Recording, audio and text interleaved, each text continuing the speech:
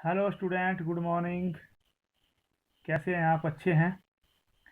तो चैप्टर 7 हमने क्लोज कर लिया है और आप लोग पढ़ रहे हैं, मुझे पूरा विश्वास आप लोगों पे। और वीडियो भी आप जरूर देख रहे हैं। जो वीडियो अब इसमें डाली जा रही है तो आप वीडियो देख सकते हैं। तो वीडियो आप जरूर देखें। और छोटा सा नया चैप्टर चैप्टर नंबर 8 लेके आए हुए हैं, इलेक्ट्रोमैग्नेटिक वेव। ठीक है। तो इलेक्ट्रोमैग्नेटिक वेव जो कंसेप्ट है वो ग्रेट साइंटिस्ट मैक्सवेल लेके आए हुए हैं। ठीक है।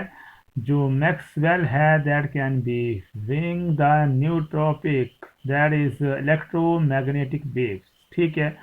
इलेक्ट्रो और मैग्नेटिक से जुड़ी हुई जो डिस्टरबेंस है, इलेक्ट्रिक और मैग्नेटिक से जुड़ी हुई जो डिस्टरबेंस है, उस डिस्टरबेंस को हम बोल देते हैं इलेक्ट्रोमैग्नेटिक वेव। जो डिस्टरबेंस होती है स्पेस में, उसको हम बोल देते हैं इलेक्ट्रोमैग्नेटिक वेव। इसके बारे में डिटेल में हम पढ़ेंगे, लेकिन आज का टॉपिक हमारा है डिस्प्लेसमेंट करंट। ठीक है। क्या टॉपिक है? Displacement current. चलिए डिस्प्लेसमेंट करंट पे चलते हैं। बहुत इंटरेस्टिंग टॉपिक। डिस्प्लेसमेंट करंट होता क्या है? ठीक है। डिस्प्लेसमेंट करंट क्या होता है उसके बारे में हम आपको बताएंगे आज। ठीक है। तो डिस्प्लेसमेंट करंट क्या है उसके बारे में हम आपको बताने जा रहे हैं। ठीक है। अब डिस्प्लेसमेंट करंट क्या होता है?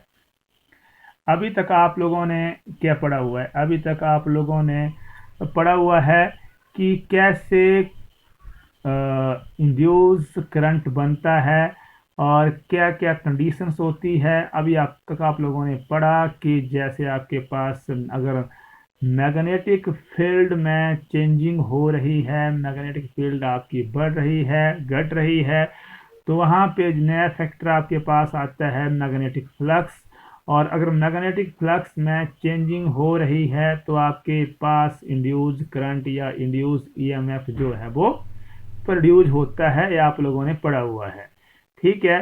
पहले आप लोगों ने पढ़ा इलेक्ट्रिक फील्ड से मैग्नेटिक फील्ड, कि अगर इलेक्ट्रिक फील्ड है तो मैग्नेटिक फील्ड है। और आप फिर आपने मैग्नेटिज्म में पढ़ा कि मैग्नेटिक फील्ड से भी क्या होती है, हम इलेक्ट्रिक फील्ड प्रोड्यूस करते हैं। ठीक है। मैग्नेटिक फील्ड से भी आप electrical field, electrical current produce करते हैं। अब इन सारी चीज़ों को जोड़ा जो हमारे साइंटिस्ट थे मैक्सवेल, और मैक्सवेल ने अब क्या बताया, डिस्प्लेसमेंट करंट क्या है। इसको आप ध्यान से समझेंगे, ध्यान से सुनेंगे। बहुत इंपॉर्टेंट टॉपिक डिस्प्लेसमेंट करंट, नई चीज़ जो इलेक्ट्रिक फील्ड को, मैग्नेटिक फील्ड को साथ में जोड़ती है। ठीक है। एक नई चीज़ आप लोगों के सामने। चलिए हमने क्या किया, हमने एक सिंपल सा जो सर्किट लेते हैं वो सर्किट ले लिया है। हमने सर्किट लिया, हमने दो कैपेसिटर ले लिए। ठीक है। जो कैपेसिटर आप लेते ही हैं, दो हमने प्लेट्स ले ली हैं। प्लेट्स आप लोगों ने ले ली है। प्लेट्स में एक में पॉजिटिव चार्ज, एक में नेगेटिव चार्ज होता है, पता ही है आपको। उस प्लेट्स को हमने, इस सर्किट को हमने अटैच कर दिया है। किससे अटैच किया है? करंट के लिए बैटरी लगा दी है और एक की लगा दी है कि ओपन सर्किट और क्लोज सर्किट के लिए हमने एक की भी लगा दी है इसके साथ। अब हम चल रहे हैं डिस्प्लेसमेंट करंट को। देखिए आपके पास सबसे पहले जो है वो बॉयड सावर्ट लॉ आया। बॉयड सावर्ट लॉ ने क्या बताया? बॉयड सावर्ट लॉ ने बताया कि अगर आपके पास कोई करंट कैरिंग वायर है, अगर आपके पास कोई क्या है, करंट कैरिंग वायर है, तो वो क्या बनाती है, वो अपने जो है आसपास क्या बनाती है, क्या बनाती है, उसके मैग्नेटिक फील्ड होती है। ठीक है। और मैग्नेटिक फील्ड भी निकाली। एम्पेयर सर्कुलर लॉ आया। एम्पेयर सर्कुलर लॉ जैसे कि नाम ही सर्कल से जुड़ा हुआ है, कि जैसे आपके पास कोई वायर करंट फ्लो कर रहा है तो सर्कल में इसके जो सर्कुलर से पाथ में मैग्नेटिक फील्ड आपकी प्रोड्यूस हो रही है। जो करंट जो है मैग्नेटिक फील्ड प्रोड्यूस कर रहा है। एक कंसेप्ट दिया, किसने दिया कंसेप्ट? एम्पेयर सर्कुलर लॉ ने एक कंसेप्ट दे दिया कि करंट के चारों ओर मैग्नेटिक फील्ड प्रोड्यूस हो रही है, क्लोज पाथ बन रहा है, क्लोज लूप बन रहा है, उसमें मैग्नेटिक फील्ड प्रोड्यूस हो रही है करंट कैरिंग वायर में।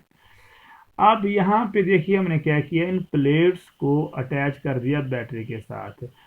प्लेट को अटैच करेंगे तो पता ही है आपके पास क्या होगा, करंट फ्लो होना शुरू हो जाएगा पॉजिटिव से नेगेटिव की तरफ।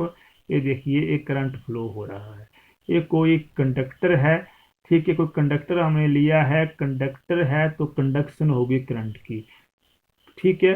क्या होगी, कंडक्शन। कंडक्शन मतलब इस कंडक्टर में, जो कंडक्टर को हमने वायर अटैच की है, इसमें क्या दौड़ रहा है, इसमें दौड़ रहा है करंट, दौड़ रहा है पॉजिटिव टू नेगेटिव। अब देखिए इसके पास करंट है, इसके पास चार्ज, पॉजिटिव चार्ज है, ये धीरे धीरे पॉजिटिव चार्ज जो है यहाँ जाता रहेगा, नेगेटिव चार्ज के ऊपर जमता रहेगा। ये आपने पहले ही पढ़ा है, ठीक है, कि आपके पास ये पॉजिटिव चार्ज जाता रहेगा। एलसी ऑसिलेशन में मैंने थोड़ा इसके बारे में बताया था। तो ये इस तरह से ये चलता रहेगा, करंट प्रोड्यूस, आपका करंट फ्लो करता रहेगा, और जो पॉजिटिव चार्ज है वो नेगेटिव चार्ज के ऊपर अक्मुलेट, ठीक है, एक्युमुलेशन होती रहेगी, जमता रहेगा, ठीक है। तो जैसे ही करंट, इसको आप क्लोज करते हैं, इसको आप की को टैप कर देते हैं, तो इसके ऊपर पॉजिटिव चार्ज जमना शुरू हो जाता है, इसके ऊपर नेगेटिव चार्ज, और फ्लो करते हैं तो वो चार्ज जो है वो इस तरह से सर्किट में चलता रहता है। अब यहाँ पे क्या हुआ, इसमें क्या हुआ कि जो एम्पेयर सर्कुलर लॉ है, जब हमने क्या किया, एक इसके ऊपर वायर के ऊपर एक सर्कुलर लूप ले लिया, इस सर्कुलर लूप में तो आपके पास क्या है, मैग्नेटिक फील्ड है, ठीक है, करंट चल रहा है, मैग्नेटिक फील्ड है, ये बोलता है एम्पेयर सर्कुलर लॉ कि करंट कैरिंग वायर में जो क्लोज लूप बनता है उसमें मैग्नेटिक फील्ड होती है। अब हम आगे चलते हैं। अब यहाँ पे हम क्या देखते हैं कि देखिए, पहले इन लाइनों को भूल जाओ आप, ये लाइनें नहीं लगी है, जो लाइनें लगाई है मैंने, भूल जाओ, ये लाइनें नहीं है। तो हम क्या देखते हैं कि इन दो प्लेट में गैप है, ठीक है, और इन दो प्लेट में गैप है, क्या इनमें करंट है, क्या इनमें मैग्नेटिक फील्ड है, ठीक है। अब जब हम निडल यहाँ लगाते हैं, जब हम मैग्नेटिक निडल यहाँ रखते हैं, यहाँ रखते हैं तो भी डिफ्लेक्शन होती है, यहाँ रखते हैं मैग्नेटिक निडल तब भी डिफ्लेक्शन है, यहाँ रखते हैं तब भी डिफ्लेक्शन है, और यहाँ रखते हैं, इन इन प्लेट के बीच में जब हम मैग्नेटिक निडल रखते हैं तो यहाँ भी डिफ्लेक्शन आती है। लेकिन बॉयड-सावर्ट लॉ क्या बोलता है, बॉयड-सावर्ट लॉ तो बोलता है कि जब करंट फ्लो कर रहा है तभी क्या होगा, तभी आपके पास जो है मैग्नेटिक फील्ड आएगी, तभी उसमें चेंजिंग आएगी, मैग्नेटिक फील्ड आएगी और मैग्नेटिक फ्लक्स आएगा, मैग्नेटिक फील्ड में चेंजिंग आएगी और मैग्नेटिक फ्लक्स बनेगा आपके पास, ठीक है। लेकिन ऐसा नहीं है, एम्पेयर सर्कुलर लॉ के अनुसार यहाँ पे कंट्राडिक्शन हो गई, यहाँ पे चैलेंज हो गया एम्पेयर सर्कुलर लॉ, क्योंकि इन दोनों प्लेट के बीच में कोई भी करंट जो है वो फ्लो नहीं कर रहा है, लेकिन मैग्नेटिक फील्ड जो है वो डिफ्रैक्शन शो कर रही है।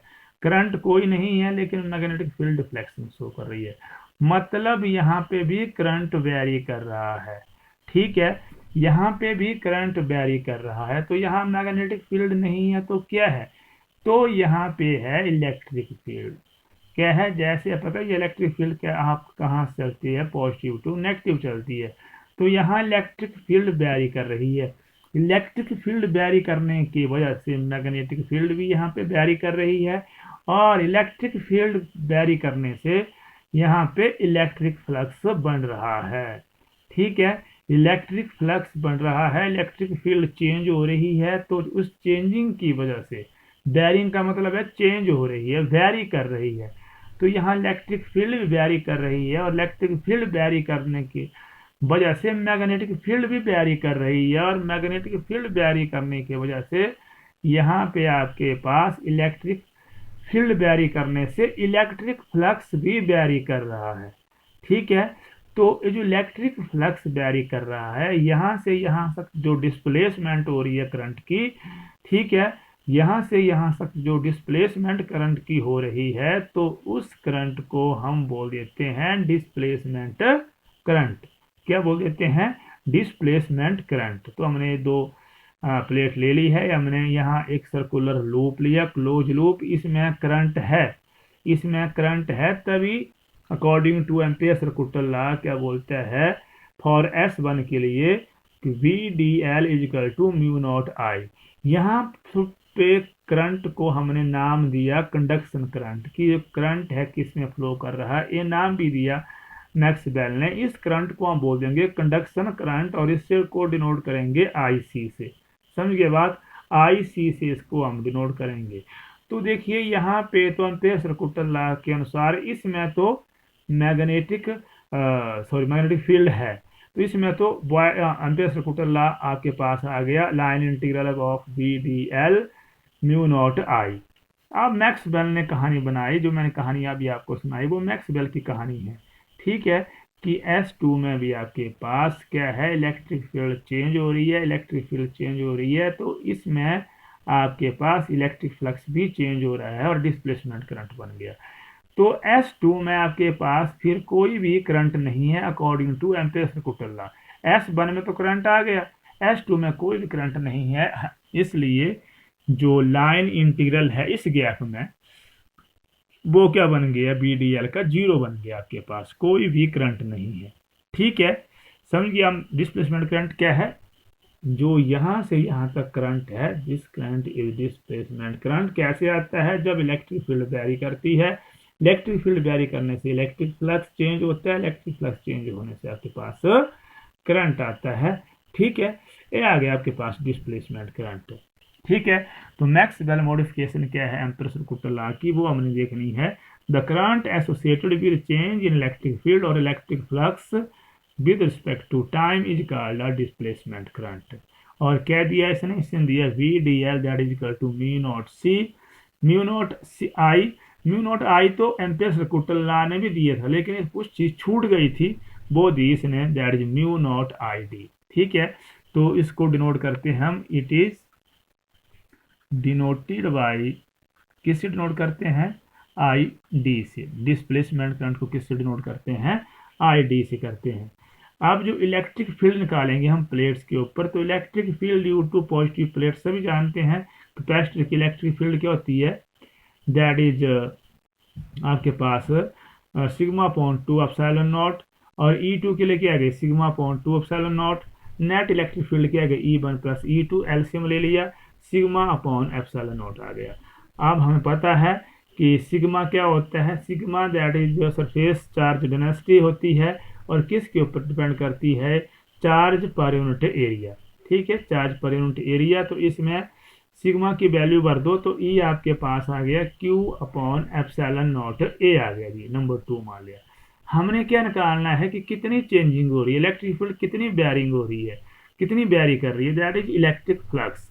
तो इलेक्ट्रिक फ्लक्स निकालना है हमें किसके ऊपर, सरफेस S2 के ऊपर। तो क्या आ गया, इलेक्ट्रिक फ्लक्स से भी जानते हैं, दैट इज E इंटू ए, और मैग्नेटिक फ्लक्स क्या होता है, B इंटू ए होता है। ठीक है, मैग्नेटिक फील्ड इंटू एरिया, और इलेक्ट्रिक फ्लक्स क्या होता है, इलेक्ट्रिक फील्ड इंटू ए। ठीक है, E की वैल्यू भर दो, Q epsilon naught A into A.